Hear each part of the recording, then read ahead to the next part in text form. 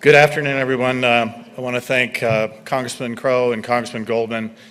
Congressman Elsie, who was supposed to be on this panel, sends his regrets. He was unavoidably detained and unable to join us. And as I said, Congressman Goldman kindly agreed to stand in. We'll have them come forward before. So I just wanted to make a few remarks that it's really been an extraordinary weekend. And when you see the bipartisanship that's taking place, there's a lot of hope.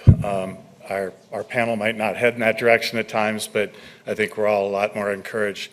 Suffice it to say, we're living in a time of deep political division and deteriorating political culture that has become, I think, a threat to the nation, strategic, economic, and cultural. We heard yesterday a lot about the major challenges that facing the country. It seems to most people that among the self-evident truths is that we must have greater unity and teamwork if we are to meet them. I heard John McCain say on a number of occasions when he was meeting with executive nominees of both parties that no party has a monopoly on good ideas. And as Senator Kelly told us yesterday, there's nothing we can't do if we work together. So character-driven, bipartisan teamwork that puts country first is the legacy of Senator McCain and the work of the McCain Institute and soon the McCain Library. Let's look at some of those troubling statistics that show just how great that challenge is. 86% of Americans believe that Republicans and Democrats are more focused on fighting each other than solving problems. 86%. 3/4 of Americans now believe democracy is under serious threat due to the nation's growing political volatility and expect political violence to worsen. By and large, the country perceives an entrenched party establishment preoccupied with finger pointing and winning the daily news cycle, operating in what seems like perpetual campaign mode, focused on the next election while priorities go unmet, and generally allergic to principled compromise. We must contend with the campaign industry and many in the media whose business models are based on sowing division and distrust, heedless of how it damages American culture and public capacity, and really democracy itself. The big winners are, of course, America's adversaries. For them, America's internal division and partisan warfare are a fifth column in the fight for the future, capable of undermining democracy without ever having to fire a shot. That is, if we stay a course in which division metastasizes into dysfunction, dysfunction gives way to decline, and decline makes it impossible to sustain American global leadership and all that that means. To be sure, many good people and patriots serve in elective office. We've seen them here today. We know they're as frustrated as the public is in the impediments to bipartisanship and greater unity. And we'll talk a little bit about the dynamics at work and how to fix them. So I think we should get to it and please welcome.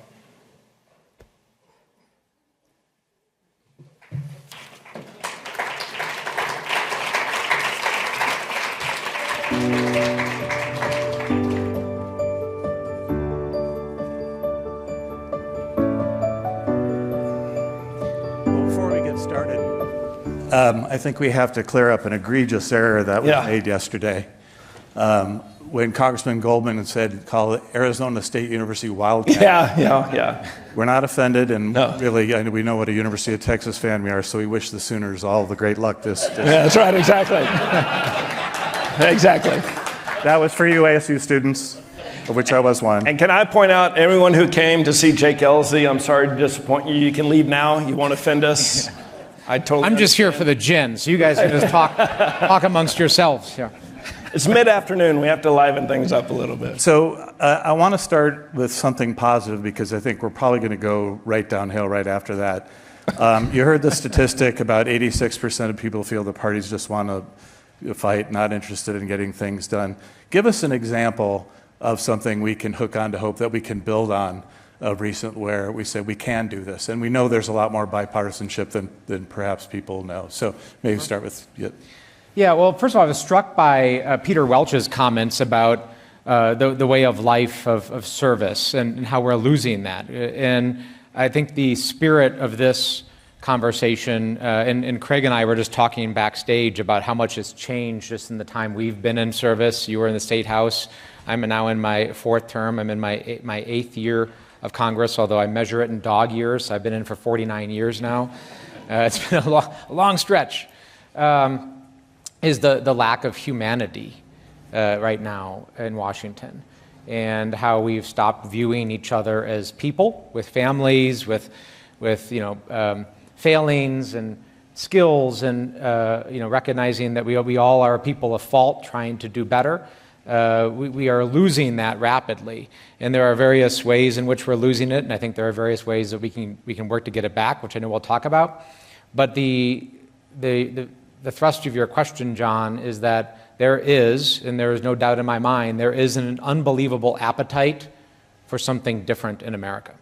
I get these special assignments, and one of my special assignments right now is it's a partisan one, even though I'm one of the most bipartisan members of Congress, but I'm the chair of the battleground for House Democrats to go around the country and recruit that next generation of servant leaders, and I've been doing that. And what I can tell you is in red districts and rural districts and working class districts where I spend most of my time now, there is an unbelievable appetite for people who are willing to put the country first, who are willing to serve above partisan politics, and who are willing to try to find a way to work together. There's an appetite for that, and there's an appetite for national public service. And that is an area where I think we can actually work together right now across partisan lines.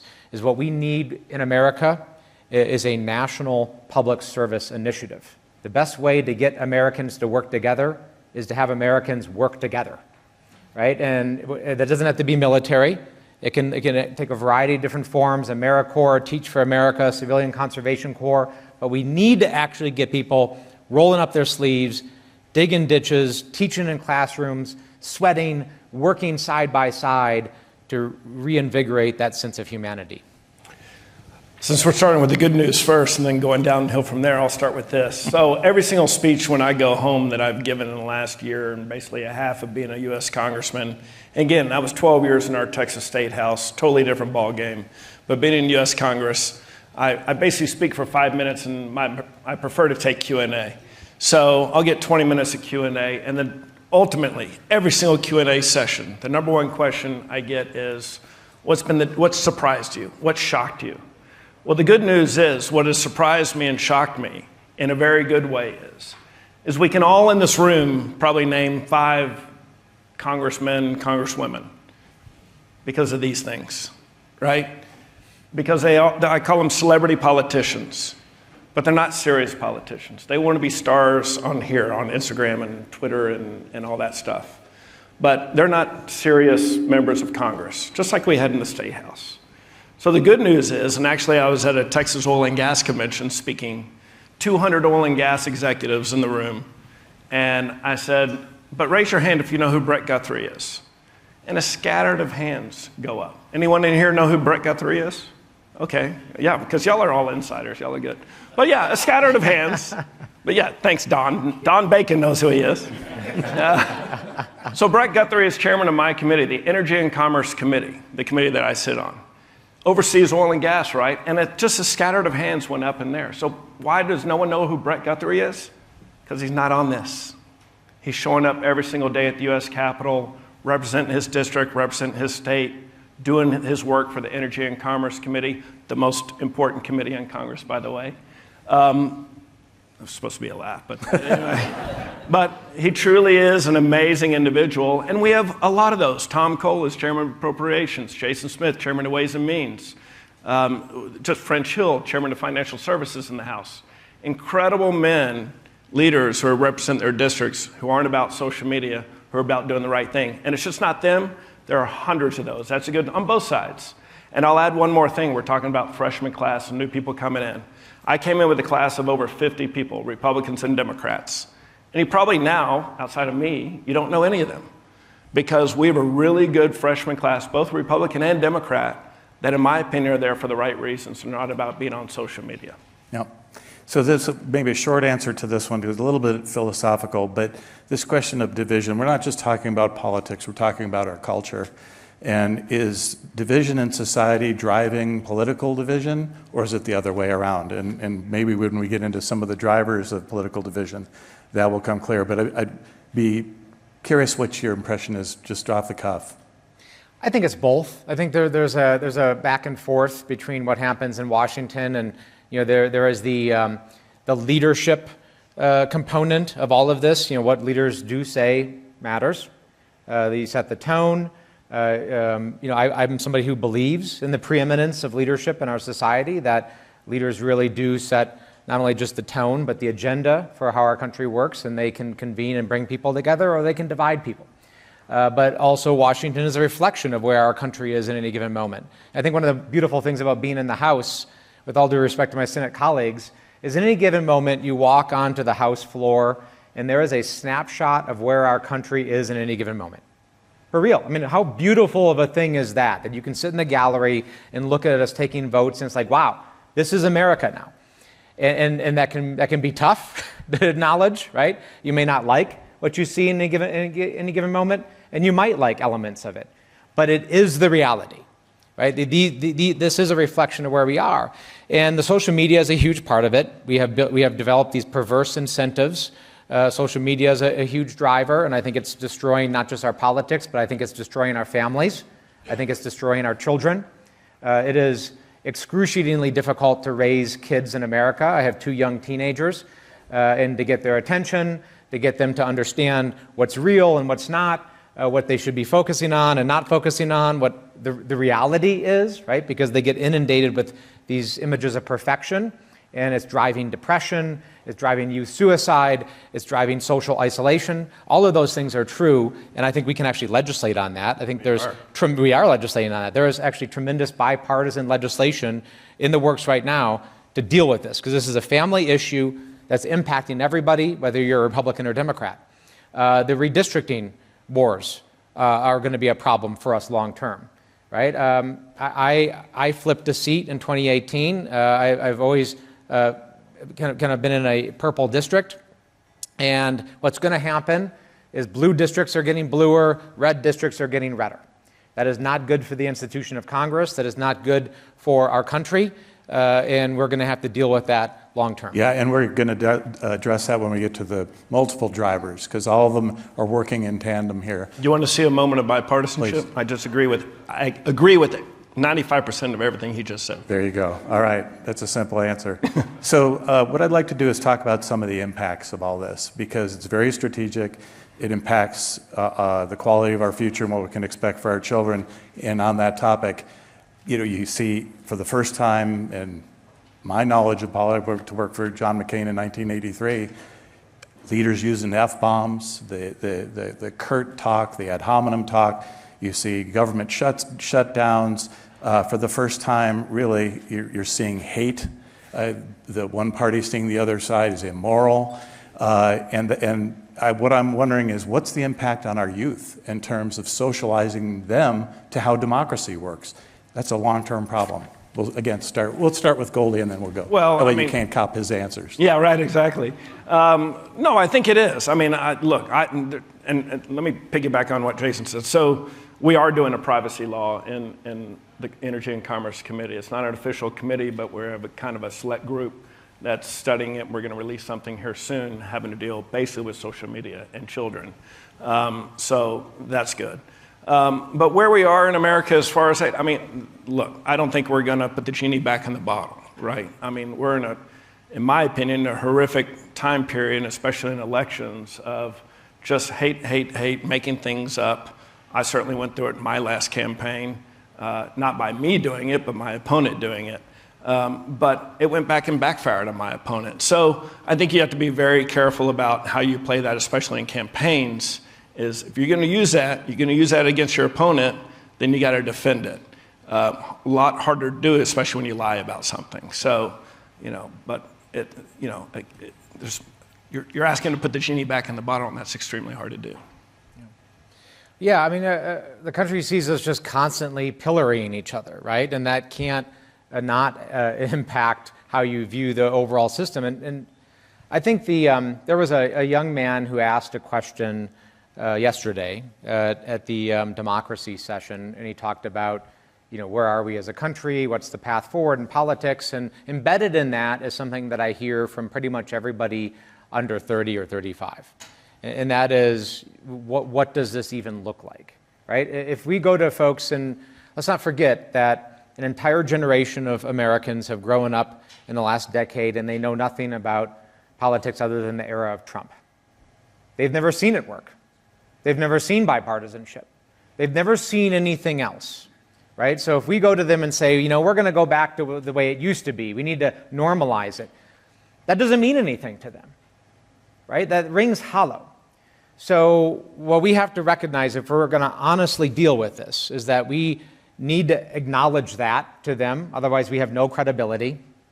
And we have to be very clear that we're not interested in going back or rebuilding something that they don't understand what it was, they've never seen it work, or even more realistically, that hasn't delivered for them, right? That is the honest truth. It hasn't delivered for vast swaths of our country and the younger generation. They don't see the upward mobility. They don't see the American dream accessible to them.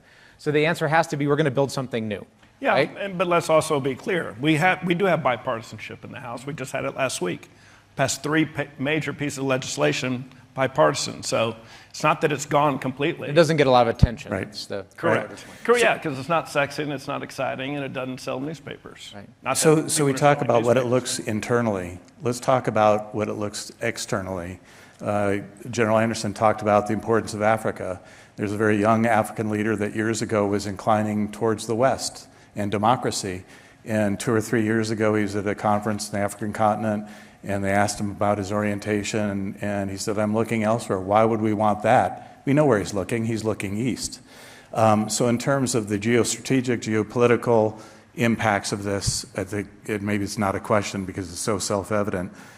We've had 19 years of decline in democracy. We are in an ideological fight with Chinese and autocrats, and that's not good news. So we need to be at our best, and we're not. And that's a national security issue, which I want to come around to. So unless you have a comment, we can move on. So back on China competition. So an interesting part of China is they have the capability to set a strategy, policies, and move straight down.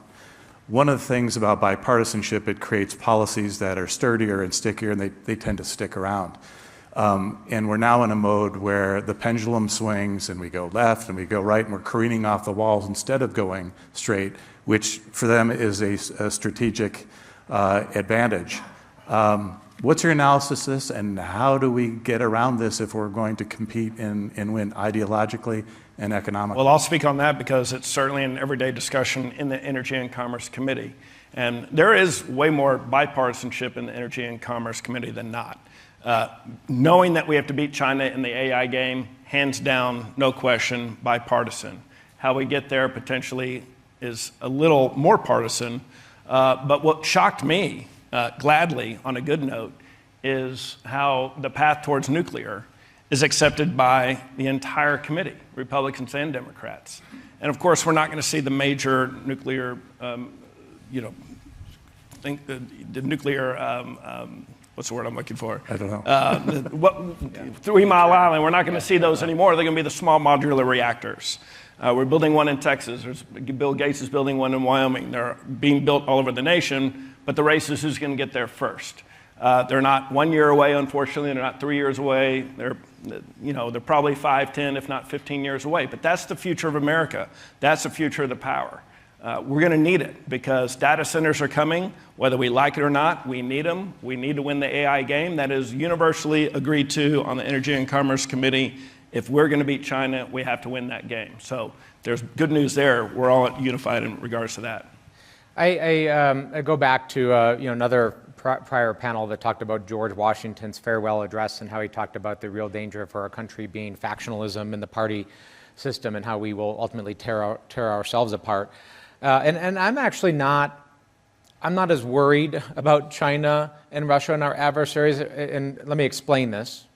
They obviously pose great threats to us, but I am confident that if we can actually figure out our own problems and troubles, that we are unstoppable. Yeah.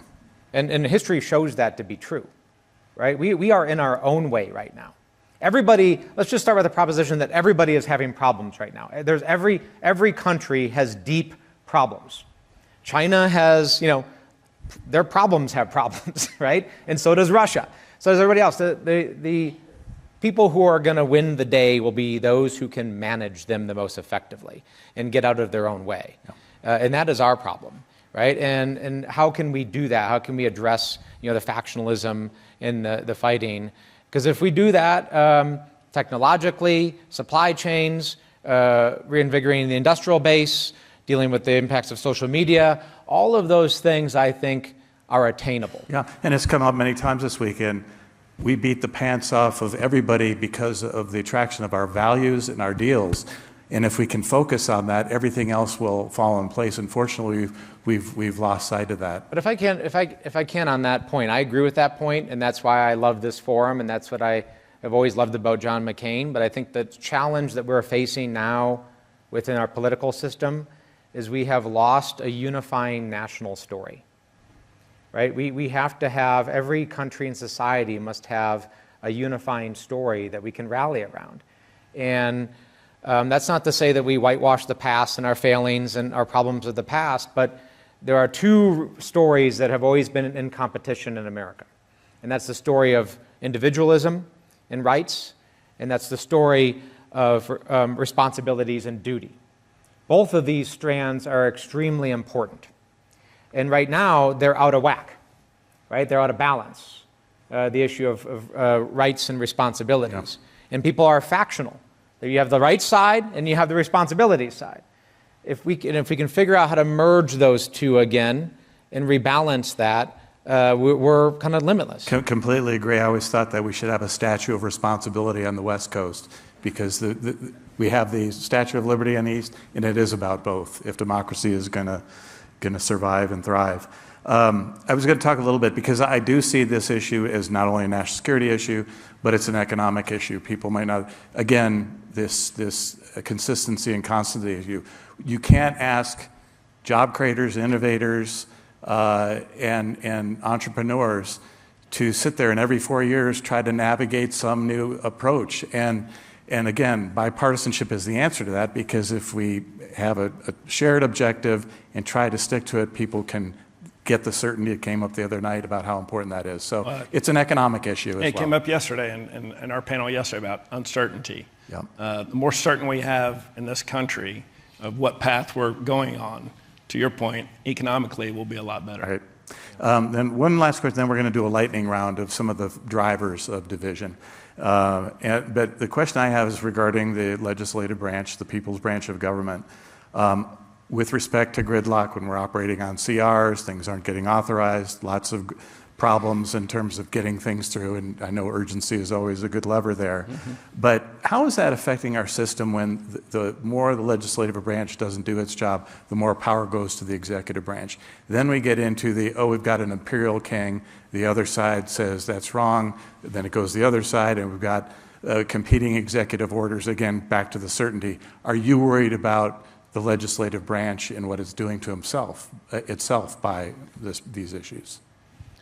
I think that recapturing Article 1 power should be the most bipartisan thing in Washington, right? Because both parties have been on the receiving end of the downsides of that, right? And one of the things I came to Congress to do was as a 3-time combat veteran that fought in Iraq and Afghanistan and saw those wars end poorly, I came to reinsert the accountability loop of Congress into that system, right? It ended poorly. Nobody's ever going to tell me, after spending $5 to $8 trillion on these wars, seeing them end poorly, that if Congress had been forced to vote regularly on this and instead of debt fund it, to fund it directly, that accountability loop wouldn't have ended them sooner and differently, right? So, and this has the benefit of an issue is both sides have been complicit in it, actually. Republican Congresses, Democratic Congresses, and Republican presidents and Democratic presidents have run away with these blank checks that Congress has given on war powers, right? So we should take that back, as well as tariff powers, as well as treaty powers, as well as immigration powers. All of these things are things that the framers put in the Congress, and we have the ability to take it back. And if we rebalance that, everybody would benefit from that, putting the accountability back to where it belongs. And I think there could be, if we talk about it the right way, there could be a lot of bipartisanship around Completely it. agree. And so I can't speak about the past in the U.S. House. I can only speak about the present, having not been there. I was 12 years in our state house, like I said, I've never been part of the minority. So I've only been in the majority party. So in the U.S. House, though, going back to last June, when we passed the One Big Beautiful Bill, the Working Families Tax Cut Plan, that was a substantial piece of legislation, not my words, the words of Hal Rogers, who's been a member of Congress for over 40 years. In fact, he called it the most substantial piece of legislation he's ever voted for. 11 committees coming together and giving their very best efforts on one bill. And we passed it. And it passed the Senate. So, then you move forward to the budget. And Tom Cole being appropriations chair and them saying, we don't have any more continuing resolutions. Because as of last week, after we finally passed Homeland, we finally have a budget that was passed by the House. So it's not that we're not getting things done, we are getting things done. Now, we can argue in the Senate whether that they should have the 60-vote threshold. That's for the senators to decide. I've never, ever told the Senate how to do their work or what to do. I don't understand it. They don't understand us. But certainly there's that discussion. Well, we can have that discussion whether or not we are getting things done or not. I believe that we are. Okay. Maybe the best example, if I may, on things that are still functioning is, I sit on the Intelligence and Armed Services Committee, with Jim Himes here, with Don Bacon and others, and it's so striking what happens when we go into closed session, into the SCIF, and we get classified briefings. It is like night and day between when people are speaking to get their video clip and to go viral versus when you're in a SCIF and you're literally just having a conversation about the issues.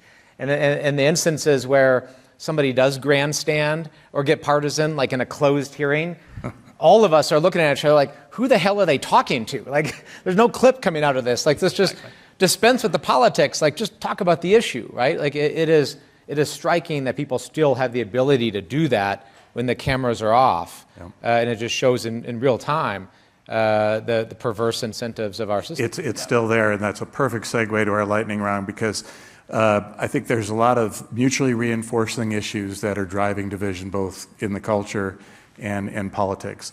And what I'd like you to do is we go through each one, give us your sense of how significant is the problem, and if you have an idea of how we tackle it. I mean, that's a big ask, but let's start with the skyrocketing amount of money in politics.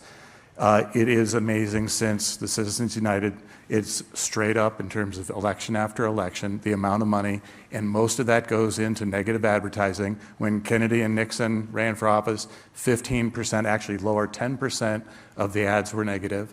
In our most recent campaigns, more than 75, 80%. So this isn't recency bias that, things are falling apart when they're not. It's getting worse. So what do we do about this? Does anybody think that more money in politics has improved our campaigns, that they're more about ideas and they're more about vision? I don't think anybody thinks that. So, no, of course not. Of course, the number one thing that happens on November, whatever the day after an election is, thank God, no more ads on TV, no more text to my cell phone, no more robocalls. Charlie Black and I were talking about this last night. I worked on Phil Graham's presidential campaign. He raised a record amount in 1995, 1996, running a presidential campaign at the time, $25 million. Stephanie Bice said she spent that on her reelection for Congress. So the money has gotten way out of control. I mean, hundreds of millions of dollars, not only in a presidential race, but millions of dollars in congressional races, in U.S. Senate races. I hate to think what the final tab's going to be in Texas on just the primary, the Cornyn and Paxton primary. Money's gotten way out of control, but again, you're not going to be able to stop it. The genie's out of the bottle, well, unfortunately. As John McCain used to say, it just increases the cynicism that's so corrosive. Mm-hmm. That's right. Congressman? Yeah, well, since the Citizens United decision, obviously it would take a constitutional amendment to address that Supreme Court decision, but the one thing we can do that we could do legislative would be disclosure. Right? So if you can't stop the amount of money, at least what you can do is you pull the curtain back so there's mandatory disclosure so people know where it's coming from. Like that actually we could do next week, next month, so people actually understand who is behind. And that's why actually my first bill I ever introduced as a member of Congress, and it's the very first bill I introduced at the beginning of every session of Congress, is something called the End Dark Money Act, which is a disclosure bill. And it's very simple. It just says, we're going to disclose where the money is coming from. So we know. By the way, and voters can decide. So there are ways of dealing with it. I'm remiss to say Carla Udi raised that $25 million, by the way. Wait, Carla. So I want to reserve 2 minutes because we have an announcement we want to make, so I'm going to kludge some of these together. In the media, let's talk about media because I think they are part of this issue. I've talked about the political industry, and the media has become of it. And you used to have 3 major networks, and that's where people got their news, and it created a common frame of reference. Wasn't perfect, but it did. Now we've got satellites, we've got internet, we've got cable, and we've got these millions of channels into our lives, balkanizing our public, each looking for a niche to say, I've got to talk to you. People watch editorials that they think is news. So we've got this information ecosystem that is a complete wreck. Now, there's only limits you can do because you obviously don't want to impinge on free speech. But how the heck are we going to manage this? Yeah. Well, everyone's in their own silos. I actually was raised in a very conservative Republican family, and to this day, all my immediate family actually are Trump supporters, as a matter of fact. So my yearly focus groups are called Thanksgiving. Imagine I save a ton of money on polling every year. But notwithstanding those familial connections and those connections in work and the way we live our lives, everyone's kind of segregated and siloed by media, which brings us back to the social media point, protections on foreign malign influence, because our adversaries are trying to dump gasoline on the flames, and they're doing so. I mean, Putin and others that run the troll farms. It's very inexpensive for them. I mean, this is an incredible investment for our adversaries to make for an incredible return, right? So we have to be able to address that. And people need to be able to go into these different silos and make their case. It's why I go on Fox News all the time, right? How do I expect people to agree or disagree or even know what I stand for if I don't even show up to make the case, right? And this is what I tell all my Democratic colleagues. We have opted out. We've pulled back from vast swaths of the country. We've stopped showing up in areas where we think we shouldn't show up or people don't want to hear from us. Well, of course they're going to turn away from us because they don't know what we even stand for. So everybody has to be willing to go, and that includes Republicans going to blue areas too. Right. Make your case. That's what the country is about. Yeah. So TV reporters have pretty much stayed the same. It's the newspaper reporters that we've lost. My last few years in the Texas State House, the guy who had been there 32 plus years for the Dallas Morning News had a buyout. The longtime 25-year Houston Chronicle guy left. The Fort Worth Star-Telegram, their reporter quit because she didn't like that. It was all about likes in her stories versus just reporting the facts. We used to have a Fort Worth Star-Telegram reporter in Washington, D.C., Ron Hutchinson. We don't have that anymore. As far as I know, there's one embedded reporter from the Dallas Morning News covering all of Texas. There's no San Antonio Express. There's no one else in Washington, D.C. Our people are not getting the news properly from our papers anymore, which is really sad. The next problem is the people who are coming in. I mean, I had a reporter for a major newspaper in Texas interview me the other day, questioning me about information that he could have gotten just by reading my bio.